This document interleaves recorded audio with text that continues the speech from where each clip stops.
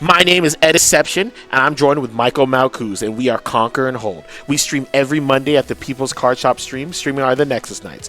Michael, what's today's episode about? On Conquer and Hold today, we're going to talk about what are all the new mechanics in Spiritforged, what are the new battlefields, and what are in those new Nexus Knight packs. The three new mechanics to look out for is Repeat, Weapon Master, and Equipment. So Repeat is a new mechanic from Spiritforged, and basically what it does is you may pay the additional cost to repeat the spell's effect. So let's see this new card, Temptation. So basically it is move an enemy unit to a location where there's a unit with the same controller. So what this card does with Repeat is you are able to copy the effect and choose new targets for it. So the best part about Repeat is it gives you a lot of options and new things to do. So let's look at a new card. The other one is Desert's Call. Play a 2 Might Sand Soldier unit token. With the Repeat effect, you're able to choose a new location. So you're able to do one in the battlefield you control, but also one in base. So it gives you a lot of different options. My favorite of the Repeat cards from the new set is Rocket Barrage. You choose one, deal 4 to a unit in base, or kill a gear. What I love about it is it is gear hate that not necessarily is always gear hate. It gives you a lot of options and a lot of versatility on what it does. Do you have anything interesting to say about Rocket Barrage? Important ruling for Repeat cards in general is when you play the card, you have to choose to do the Repeat card right when you play it. And the Repeat effect and the normal effect, they're not two separate things. It is one ability. So you would have to choose to pay 8 and 2 power for Rocket Barrage, and it is one singular effect. Okay, that's cool. And then when you pay it all together, is it considered like an 8 mana card with 2 power pips, or is it just like 2 separate spells? Or So the interesting thing about Repeat is even though you paid 8 mana and 2 power, the card itself, its printed cost is only 4 and 1. So for example, if you had a Defy, you still can Defy Rocket Barrage, and it stops the Repeat effect as well, since it's all packaged in one, because Defy only cares about the printed cost of the card. Okay, that's really interesting. And one of my favorite new things to do with all these Repeat cards is playing Ezreal. What he says is, when you play me, discard 1 card, then draw 2. And then optional additional costs you pay cost 1 energy less or 1 power less. So what's awesome here is all the Repeat cards are considered additional costs, so you get to just pay everything cheaper. So it's really nice to have Ezreal just lowering your costs and playing your powerful spells. Yeah, like for that Rocket Barrage, you only have to pay 1 power instead of 2. That's cool. Awesome. Next one is Equipment. An equipment is a new type of gear. You have to pay its mana cost and play it in base, and it has an equipment cost. Boots of Swiftness right here has an equip cost of 1 power rune recycled. Then once it is attached to a unit, it gives the bottom box effect and might to the unit it's attached to. Boots of Swiftness gives ganking and +2 might. There are other gears as well. Serrated Dirk gives Assault 2 and +0 might. And Doran Shield gives tank and +1 might. It's not all keywords. Some of these equipments have a really interesting and powerful effects, such as Trinity Force. When that unit holds here, you score 1 additional point. That goes broken. It is pretty broken. Yeah, it's a Master Yi card. True. This on Master Yi is pretty scary. Longsword has a new keyword called Quick Draw. When this equipment is in your hand, you can play it as a reaction and equip it to a unit that you control. When Longsword is on the field and equipped, it just gives its bottom box effect, which is just +2 might, and it does lose the Quick Draw ability. Quick Draw only happens when the card is in your hand, so you can't just be bumping it all over the battlefield. It's reaction from your hand. All right, the other mechanic we're going to talk about is Weapon Master. So here's what it does. Basically, when you play me, you may equip one of your equipments to me for 1 power less, even if it's already attached. So it's really great on a card like Yone. Big creature, and you're able to basically circumvent the energy cost that would normally, the power cost that would normally happen by putting on it onto Yone. So what's really cool is sometimes what happens is your early game units don't end up dying because they're too big, or they just have too many stats because of the weapon. You're able to summon the Yone, take it off, and then kind of move the power here and there, so you can kind of like get a good trade going on or something like that. And when you're looking at equipment, you can have as many equipment as you want on a singular card, but once it's on that card, it can't come off unless that card dies, or, like Ed said, a weapon master could take it for themselves. Mm-hmm. And this is actually one of my favorite weapon masters that's coming out from this set. It's Jack's Unrelenting. It's the new champion unit. And he's really awesome because when you attach an equipment to me, you may pay one to draw one card. So I'm really excited because I think all the equipments are really, really good.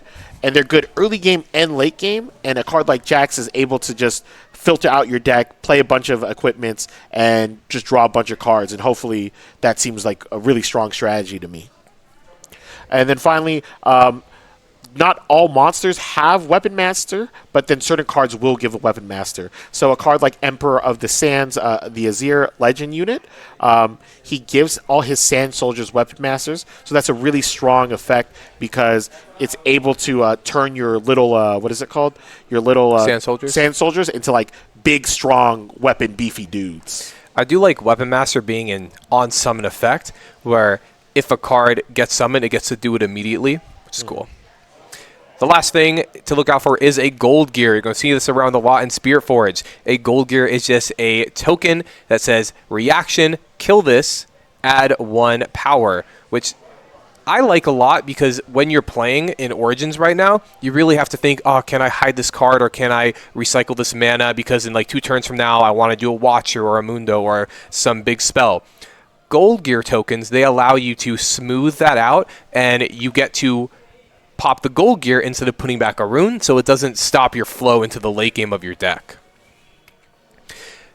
Comes with a new set, a bunch of new battlefields and new ways to play. So here's the first battlefield we're going to talk about. It's going to be Emperor's Dais. When you conquer here, you may pay 1 energy and return a unit you control here to its owner's hand. If you do, play a 2 Might Sand Soldier unit token here. In a lot of decks, you might not want to put your cards back to your hand, but in little tinier decks that have a lot of 2-drops and stuff like that, you have to pay 1 mana to put your 2-drop back into your hand, and then on a later turn, you can play that 2-drop again. So recycling smaller units just gives these more aggro decks a lot of bodies to work with. In control decks or mid-range decks, when they have a on-summon ability, you can get multiple uses out of that. For example, Watcher. Maybe you play a Watcher, it gives everything you -3, you attack in. If you conquer the Emperor's Dais, then you can put the Watcher back to your hand, and you can play it again next turn. So any creature that you want to use twice, you can. Next one is Forge of the Fluffed. While you control this battlefield, friendly legends have tap, attach an equipment you control to a unit you control. So I think this battlefield is like broken because what often happens is there's a lot of leaders that don't have a exhaust effect. So basically you're able to double dip on like hero leader abilities with Forge of the Fluffed. And also anything that makes equipment better is solid in my book because I think almost all the equipments are relatively playable.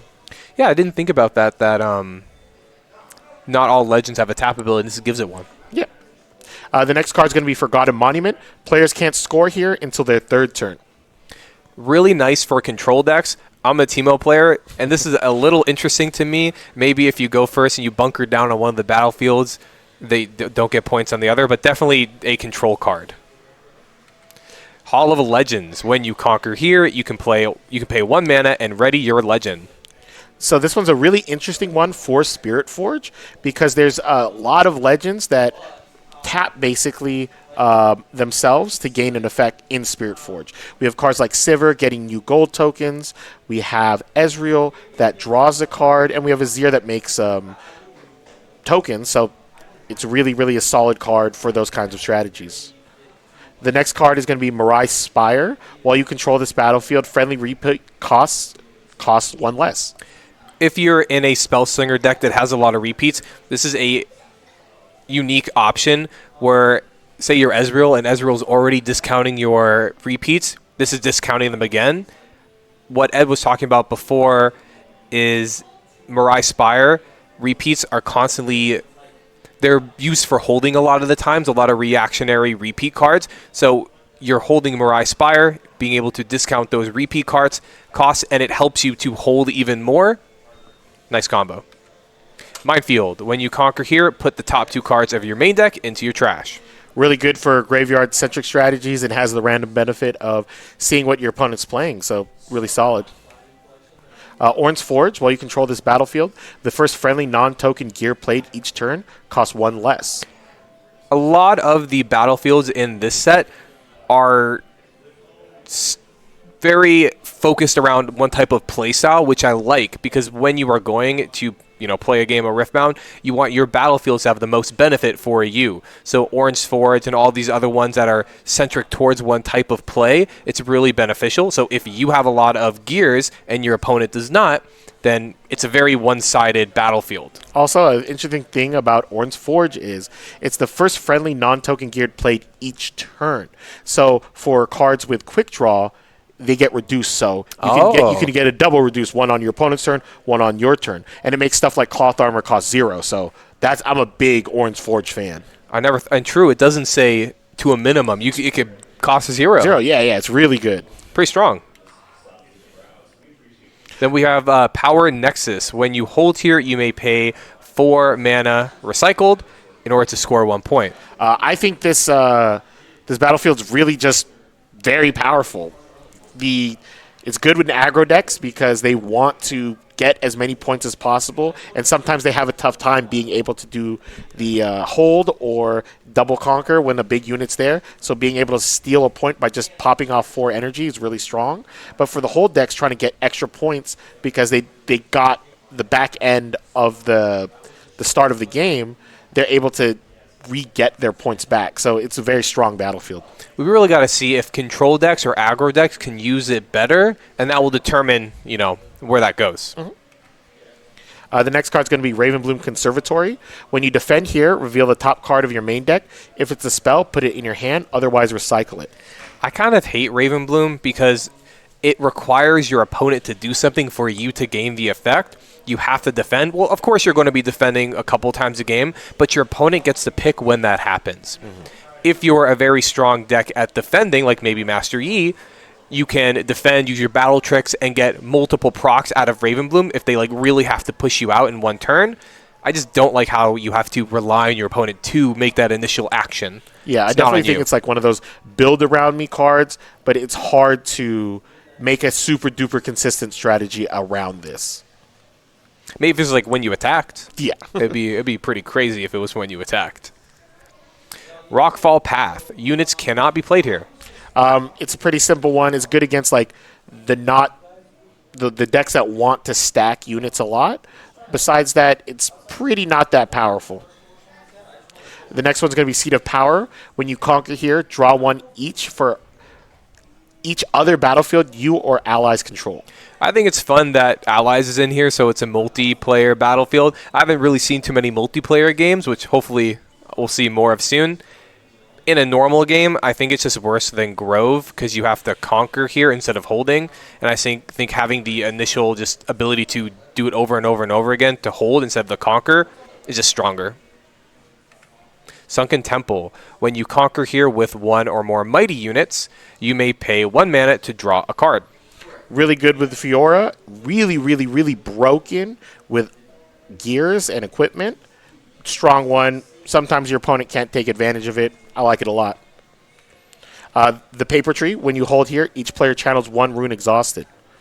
Paper Tree is absolutely crazy for all of these control decks. You're punishing those aggro decks for pushing in. And when you're an Aurora deck and your next turn you're only going to be at 8 mana, and your opponent's like, oh, do I hold the Paper Tree or do I have to pull out of the Paper Tree because I'm giving them that 9th mana for the Aurora?